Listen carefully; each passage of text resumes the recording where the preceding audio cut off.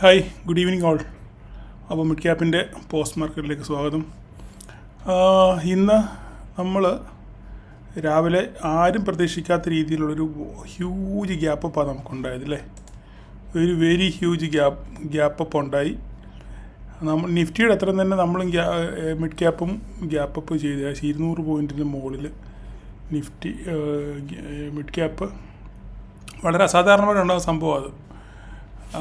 അങ്ങനെ ഗ്യാപ്പപ്പ് 200 പോയിൻ്റൊക്കെ വളരെ അപൂർവമായിട്ട് അങ്ങനെ ഉണ്ടാകാറുള്ളൂ. അങ്ങനെ തന്നെ ഉണ്ടായാൽ തന്നെ അത് സസ്റ്റെയിൻ ചെയ്യാതെ നേരെ തിരിച്ച് താഴോട്ട് വന്നൊന്ന് സെറ്റിലായിട്ട് മാത്രമേ മാർക്കറ്റ് അങ്ങനെ സാധാരണ രീതിയിൽ അങ്ങനെ മേലോട്ട് പോകാറുള്ളൂ. ഇങ്ങനെയുള്ള സന്ദർഭങ്ങൾ വളരെ റെയറായിട്ട് മാത്രമേ നമ്മൾ കാണാറുള്ളൂ. ഇങ്ങനെ 200 പോയിൻറ്റിനൊക്കെ മേളിലുള്ള ഗ്യാപ്പ്. സാധാരണ രീതിയിൽ 60, 70, 80, 100, 100, 120 ആ റേഞ്ചിലൊക്കെയാണ് സാധാരണ ഗ്യാപ്പപ്പ് ഉണ്ടാകുകയാണെങ്കിൽ തന്നെ ഉണ്ടാകാറ്. എനിവേ, എന്തായാലും കഴിഞ്ഞ ദിവസങ്ങളൊക്കെ മാർക്കറ്റ് വീണുകൊണ്ട് അതിൻ്റെ ഒരു ആഫ്റ്റർ എഫക്റ്റ് ആയിരിക്കാം ഇങ്ങനെ ഹ്യൂജ് ഗ്യാപ്പ് വരാനുള്ള സാധ്യത. അത് മാത്രമല്ല, ഗ്ലോബൽ മാർക്കറ്റ് എല്ലാം ഒരു ഗ്രീൻ മൊമെൻ്റോ ആണ് ഇപ്പോൾ കാണിക്കുന്നത്. അപ്പോൾ നമ്മൾ ഇന്നെടുത്ത ട്രേഡ് എന്ന് പറഞ്ഞു കഴിഞ്ഞാൽ, ഞാൻ ഇന്ന് മാർക്കറ്റ് ഓപ്പൺ ആയപ്പോൾ ഞാൻ പറഞ്ഞായിരുന്നു ഒരു AMO ഇടാൻ. പക്ഷേ വളരെ ചുരുക്കം പേരെ AMO ഇട്ടുള്ളൂ. കാരണം AMO എന്തുവാന്ന് ആർക്കും അറിയില്ലായിരുന്നു. അതായിരുന്നു സംഭവം. അപ്പം നമ്മുടെ കൂടെയുള്ള ആൾക്കാരെല്ലാം പുതിയ ആൾക്കാരൊക്കെ ആയിട്ടായിരിക്കും അവർക്ക് AMO എന്താണെന്ന് അറിയാതെ. ഇനി AMOയെ പറ്റി ഞാനൊരു വീഡിയോ ചെയ്യുന്നുണ്ട്. ഇന്ന് തന്നെ ഇതിന് ശേഷം അത് ചെയ്ത് ഇന്ന് തന്നെ ഇടണമെന്നാണ്. കാരണം നാളെ ഒരു ആവശ്യം വന്നു കഴിഞ്ഞാൽ എങ്ങനെ ഒരു AMO പ്ലേസ് ചെയ്യും.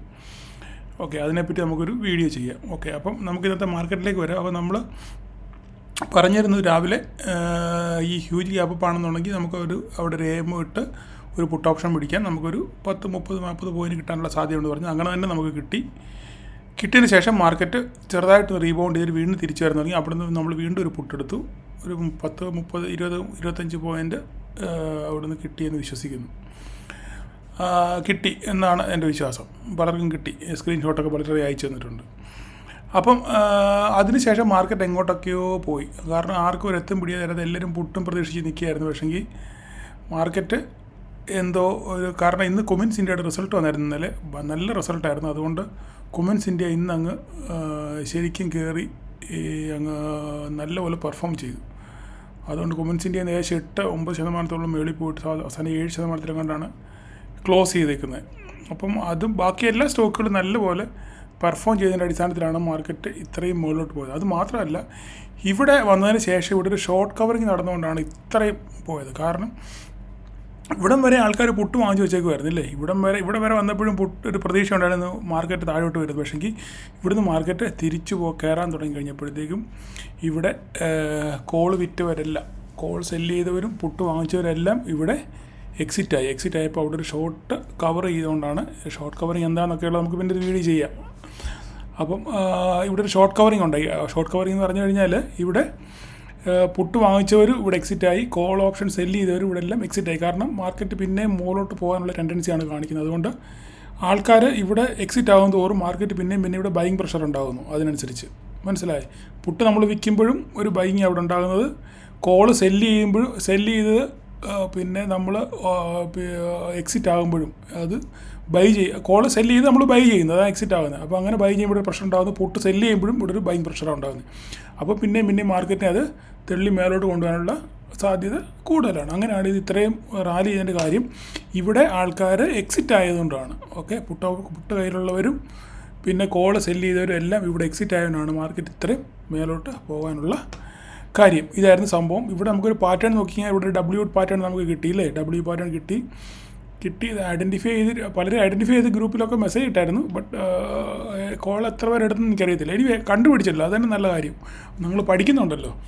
അപ്പം പലരും പറഞ്ഞു W പാറ്റേൺ ഫോമായി. കറക്റ്റാണ്.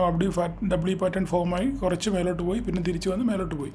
കോളൊന്നും ആരും എടുത്താണില്ല. എങ്കിലും നിങ്ങൾ പഠിക്കുന്നുണ്ടല്ലോ, കാര്യങ്ങൾ മനസ്സിലാക്കാൻ പറ്റുന്നുണ്ടല്ലോ. ഓരോ ഫോർമേഷൻ, പ്രൈസ് ആക്ഷൻ പഠിച്ചതിന് ശേഷം നിങ്ങൾക്ക് ഓരോ ഫോർമേഷൻ കാണുമ്പോഴും നിങ്ങൾ പറയുന്നുണ്ടല്ലോ. അത് തന്നെ നല്ലൊരു കാര്യമാണ്. ഓക്കെ, അപ്പോൾ അങ്ങനെ ആണ് മാർക്കറ്റിൽ ഇനി അത് പല പ്രാവശ്യം നമുക്ക് അങ്ങനെ ഒരു എക്സ്പീരിയൻസ് വരുമ്പോൾ നമുക്ക് ട്രേഡ് എടുക്കാനുള്ള ഓപ്പർച്യൂണിറ്റി ഒക്കെ നമുക്ക് കിട്ടും. അങ്ങനെ മാർക്കറ്റ് മേലോട്ട് പോയി. കൂടുതലൊന്നും പറയാനില്ല. ഓക്കെ, അപ്പം നാളത്തെ ലെവലുകൾ നമുക്ക് എങ്ങനെയാണെന്ന് നോക്കാം. നാളെ എന്ന് പറഞ്ഞു കഴിഞ്ഞാൽ മാർക്കറ്റ് ഇപ്പം 12,600, 535, 12,536 ഇടയിൽ നിൽക്കുകയാണ്. ഇതൊരു സപ്പോർട്ടായിട്ട് നമുക്ക് കണക്ക് കൂട്ടാം.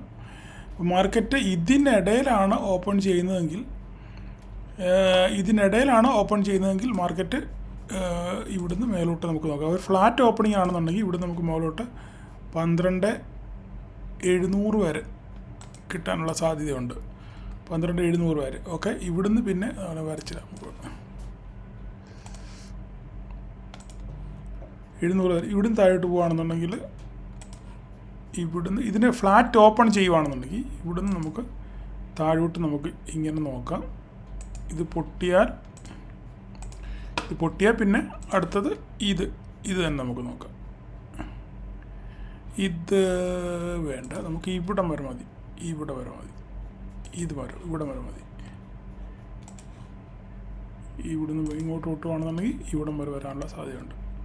അതിനുശേഷം ബാക്കി നമുക്ക് നോക്കാം. ഇത്രയാണ് നാളത്തെ ലെവലുകൾ. ഓക്കെ, അപ്പോൾ ഞാൻ ഇതിന് ശേഷം AMOയുടെ ഒരു വീഡിയോ ഇടുന്നുണ്ട്. AMO എങ്ങനെ, എവിടെ, എങ്ങനെ അപ്ലൈ ചെയ്യണം എന്നുള്ള കാര്യത്തെപ്പറ്റി ഒരു വീഡിയോ ഞാൻ ചെയ്യുന്നുണ്ട്. അത് എല്ലാവരും കാണാൻ ശ്രമിക്കുക. ഓക്കെ, അപ്പോൾ നാളെ എല്ലാവർക്കും ഒരു പ്രോഫിറ്റബിൾ ഡേ ആശംസിക്കുന്നു. Thank you all.